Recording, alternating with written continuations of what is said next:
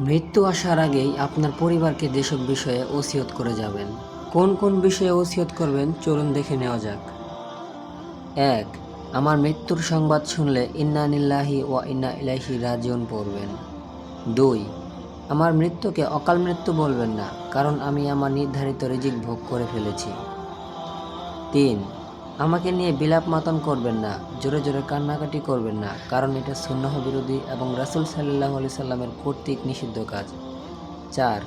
আমার মৃত্যুতে ৪০ কুলখানি মিলাদ করবেন না, কারণ এটা স্পষ্ট বিদআত। ৫. যারা আমার মৃত্যুর খবর শুনবেন তারা অবশ্যই আমার জানাজায় অংশগ্রহণ করার চেষ্টা করবেন। ৬. আমার লাশ মহরম ছাড়া অন্য কাউকে দেখাবেন না। ৭. আমার লাশকে সুন্দরভাবে বিশ্বস্ত মানুষ দ্বারা গোসল করানোর ব্যবস্থা করবেন। ৮.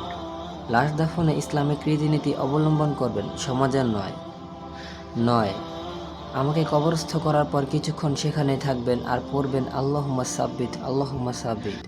আমার কবরের আযাব লাগানোর জন্য মুনকার নাকিরের প্রশ্নের উত্তর যেন দিতে পারি সেই দোয়া করবেন, আল্লাহুম্মা সাব্বিতহু আলাল ঈমান।